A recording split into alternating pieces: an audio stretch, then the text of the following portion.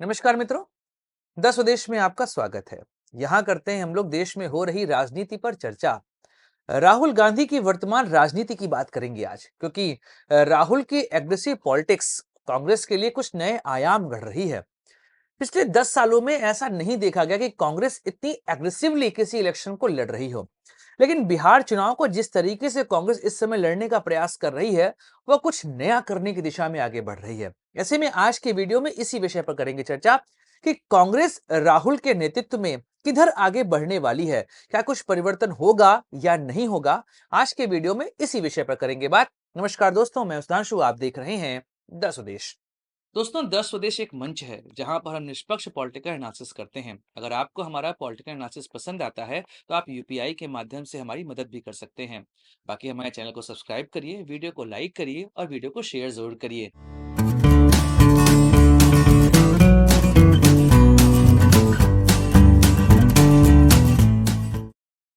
दोस्तों, राहुल गांधी पर एक आरोप लगते थे कि वह पार्ट टाइम पॉलिटिशियन है।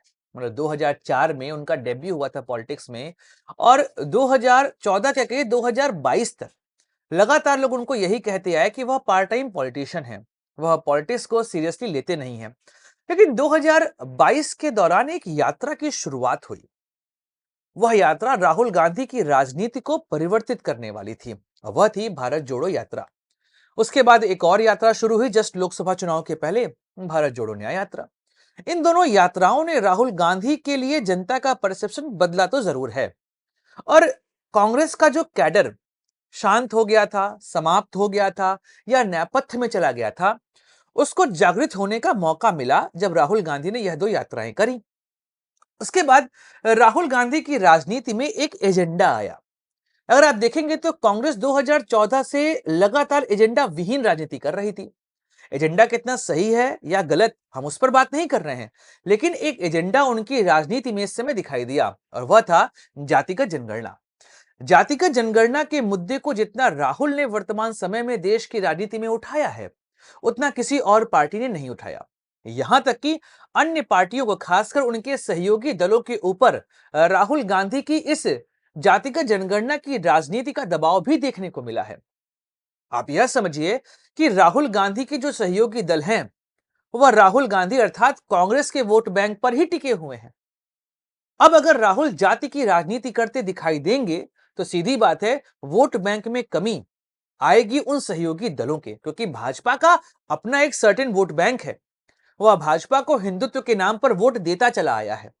लेकिन कांग्रेस का वोट बैंक छिटक चुका था छोटी पार्टियों के पास या क्षेत्रीय पार्टियों के पास। अब राहुल गांधी की जो वर्तमान राजनीति है वह इसी ओर बढ़ रही है कि धीमे धीमे करके हमें अपना वोट बैंक प्राप्त करना है। लोकसभा चुनाव में उनको इसका फायदा होते दिखाई दिया। मतलब पिछले दो चुनाव में कांग्रेस को इतनी भी सीटें नहीं मिली थी कि वह विपक्षी दल का नेता अपने आप को बना सके, एलओपी बनाने की भी औकात नहीं थी। लेकिन इस बार जो राजनीति हुई, जातिगत जनगणना संविधान का मुद्दा जो लोकसभा चुनाव में चला, उसका प्रभाव यह पड़ा कि राहुल गांधी एलओपी बन गए।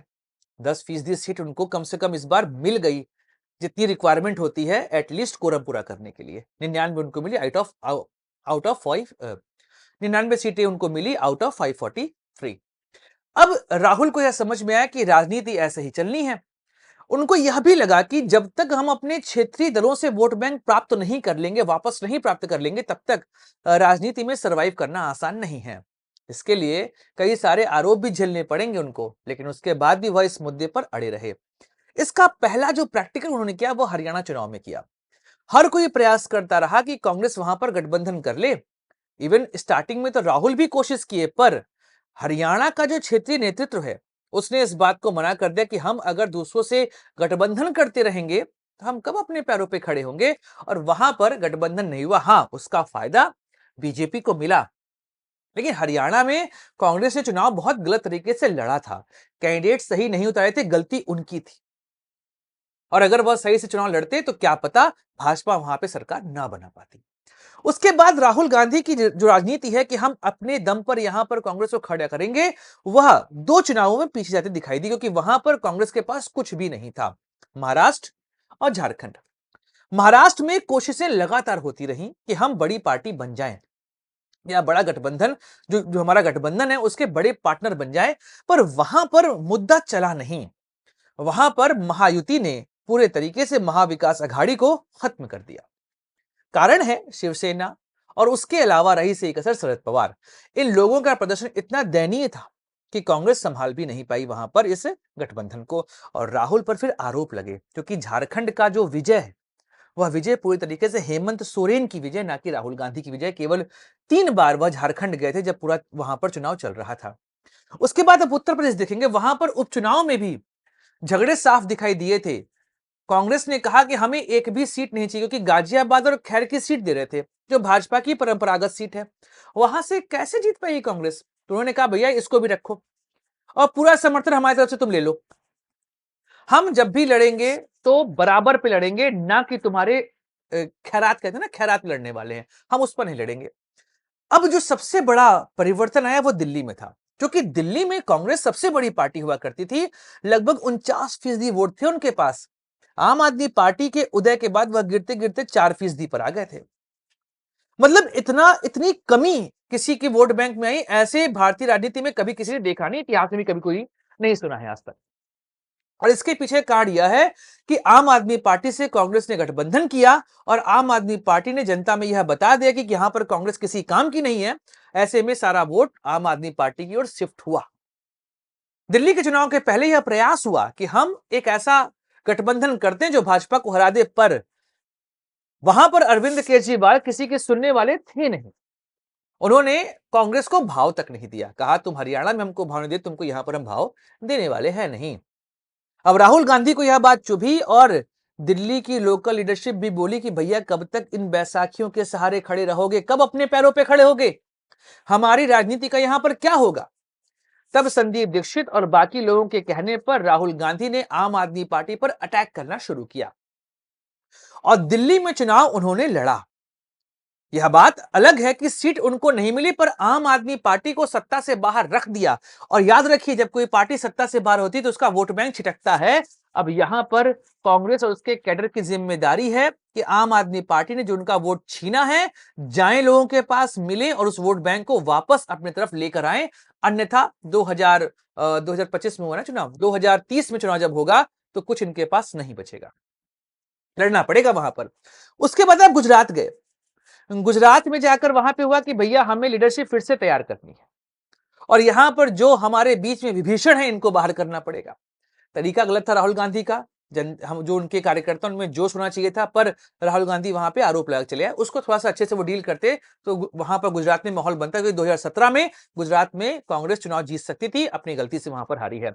मणिशंकर अय्यर को बोलने से रोक देती तो क्या पता वह चुनाव जीत जाते। मणिशंकर अय्यर आए और सारा वहां पर रायता फैलाकर चले गए। अन्यथा 2017 के चुनाव में मोदी जी की दिक्कतें बढ़ने वाली थी। मोदी जी अंत में खुद उतर गए थे कि भैया हम आ रहे चुनाव लड़ने, अन्यथा तो गई थी वहां पे सरकार। सोचिए 100 से कम सीट प्राप्त हुई बीजेपी को। लेकिन जब अगला चुनाव हुआ 157 सीटें मिली हैं बीजेपी को, 3/4 बहुमत प्राप्त कर लिए वो लोग वहां पर। मतलब कांग्रेस ने वहां पर अच्छे से काम नहीं किया। अब कांग्रेस ने जिस तरीके से बिहार को यहां पर टैकल करना शुरू किया है वह अपने आप में आश्चर्यजनक है, क्योंकि बिहार में अभी तक कांग्रेस बी टीम बनी घूम रही थी और 1989 के बाद से केवल 2015 छोड़ दीजिए तो वहां पर कांग्रेस के लिए कुछ बचा ही नहीं था। इस बार वहां पर देखिए उन्होंने जो स्ट्रेटजी बनाई है वह सीधे तौर पर अपनी पार्टी को फिर से अपने पैरों पर खड़ा करने की कवायद है। पहला तो यह हुआ कि अखिलेश प्रसाद सिंह को हटा दिया गया, जो कि लालू के करीबी माने जाते थे कांग्रेस में, पर लालू के करीबी वह माने जाते थे। उसकी जगह पे वहां पर बनाया गया राजेश कुमार को बिहार का कांग्रेस अध्यक्ष। तो साफ बात है कि अब वहां पर कांग्रेस अपने फैसले खुद लेगी, ना कि लालू प्रसाद यादव के कहने पे वहां पर फैसले ले जाएंगे। फिर तेजस्वी यादव के समानांतर कन्हैया कुमार को उतारकर युवा वर्सेस युवा करने का प्रयास किया कि हमारे पास भी नेता है।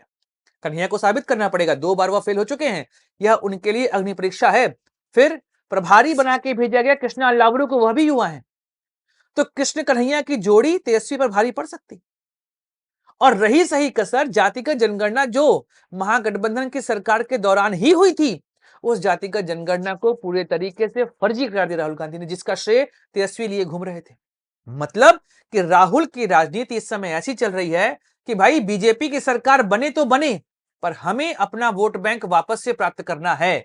लेकिन उसके लिए उन्हें सही सिपह सलार चुनने पड़ेंगे। अगर वह सही सिपह सलार नहीं चुनेंगे तो कुछ नहीं होने वाला, कोई परिवर्तन आपको देखने को नहीं मिलेगा। तो सीधी बात यहां पर यह है कि अच्छे लोगों को चुनकर अगर राजनीति में लाया जाएगा तो कांग्रेस के लिए कोई परिवर्तन हो सकता है, अन्यथा भाजपा को हरा पाना कांग्रेस के लिए फिलहाल तो यहां पर संभव नहीं दिखाई दे रहा है।